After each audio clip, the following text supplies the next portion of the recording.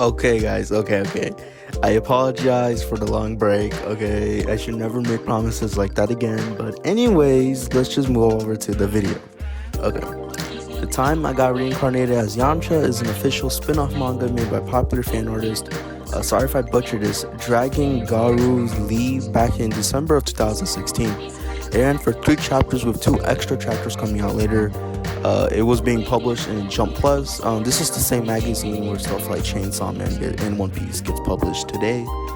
And fun fact, the name is a reference to the Time I Got Reincarnated as a Slime series, so hey, that's pretty cool in my opinion.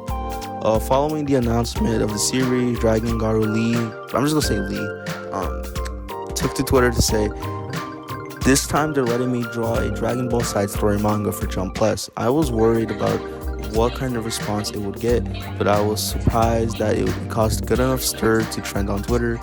Thank you everyone for reading it and replying on Twitter with the I don't know what the fuck. It's not I'm out. Let's just move on. Sorry for keeping it a secret until now.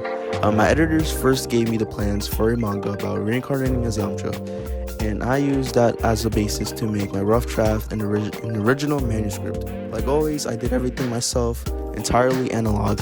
It's good that even in this day and age, I managed to get by even without a good PC setup.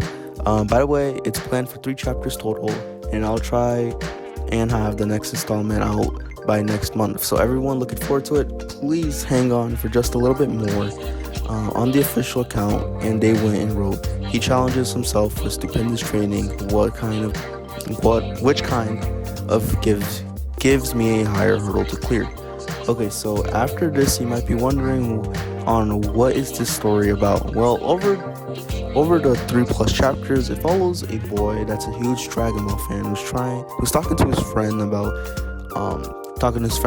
this Dragon Ball event happening at Japan Universal Studios. It says right there. They notice this girl, and the MC goes to try to talk to her. Fun fact: this kid does not have a name, so I'm just gonna call him Kid, because why not? Tries to talk to her, he ends up falling down the stairs and fucking dies.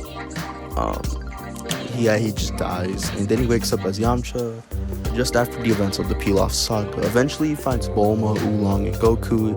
He starts getting excited because he realizes that Bulma and Yamcha start dating at this point in the series.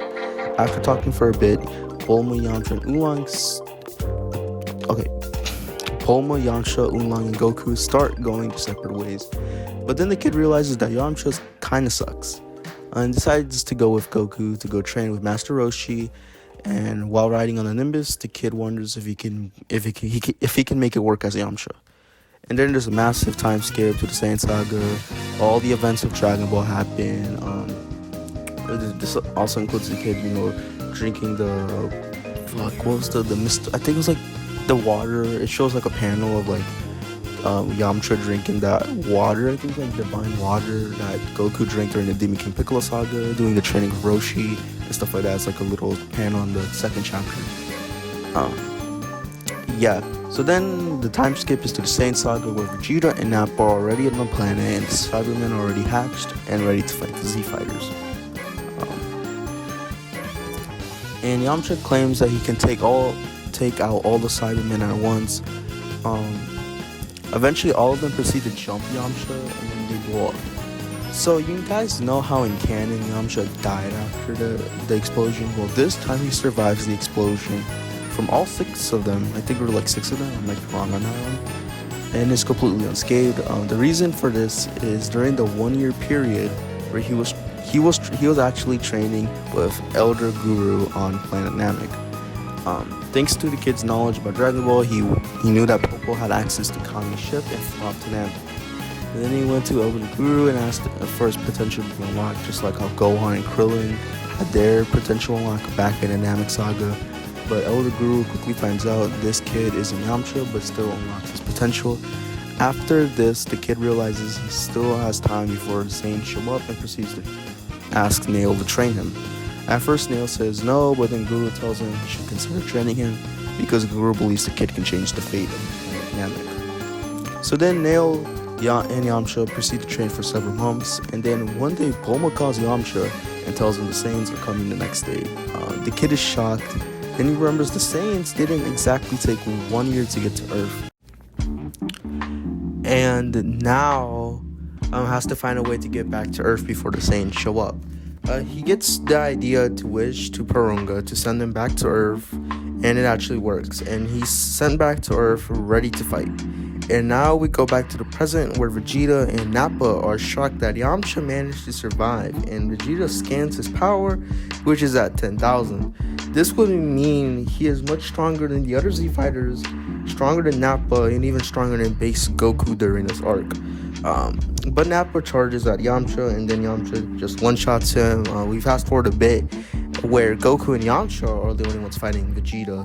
Yamcha comes up with a plan to beat Vegeta, and then Yamcha starts to attack Vegeta. While Goku prepares a Kamehameha, during the fight between Yamcha and Vegeta, he says, "I won't let you have Bulma." Vegeta's obviously taken aback from this, since, at this point he doesn't know who the hell that is. They continue fighting for a bit, till Yamcha comes up with the idea to distract Vegeta by saying Lord Beerus is over there. So, if you guys forgot, Vegeta did know who Beerus was, well, before Battle of Gods, because of a flashback scene where Beerus is pretty much humiliating King Vegeta.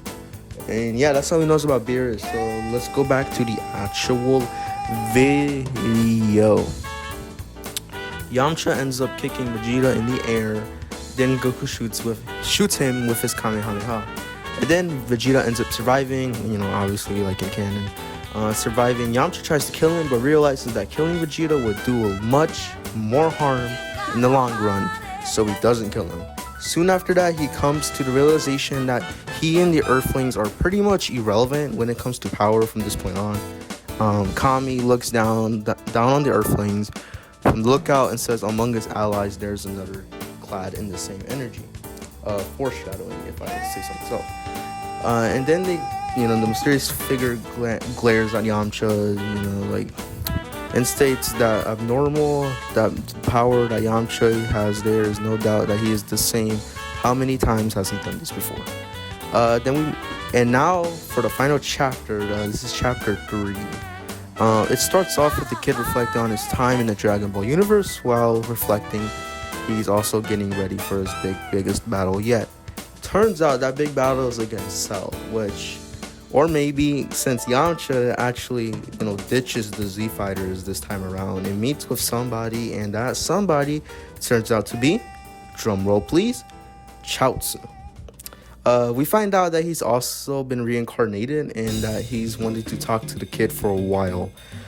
Also, we find out Chaozu is really just a super fan online sorry if I butchered this, Osasu. And his ultimate plan is to rule the world using Chaozu's psychic abilities and his extensive knowledge about Dragon Ball. Eventually, he attacks Yamcha and a fight starts. Chaozu catches Yamcha on guard and lands a devastating blow on Yamcha. Then he goes in for the kill, but Yamcha quickly recovers because of the senzu beam he had. Chaozu then uses his abilities to steal the rest of them. Later, Yamcha distracts him with a question and manages to get hit. He proceeds to use the mouth. He ends up sealing him away. No, he does not end up sealing him away. He doesn't end up sealing him away. Sorry for that little bit right there. They just end up chatting and then eventually just become friends. But we all find out that this was really just the game between Beerus and Champa, and they just end up arguing over who actually won the fight. And then we go back to the real world where the kid wakes up, and it turns out no real time has really passed since he became reincarnated as Yamcha. So, basically the entire story starts off if I remind you guys, the story starts off with this kid and his friend, and then one of them falls down the stairs. Well, now we're back at that point now, and now the kid's just waking up. He moves his hand, making a gust of wind. Well, at least he thought he did. Turns out, that's where the story ends. Hopefully you guys enjoyed. I know I keep saying this a lot. but I really don't really upload much. It's mainly because of my procrastination, if I'm being really honest with you guys.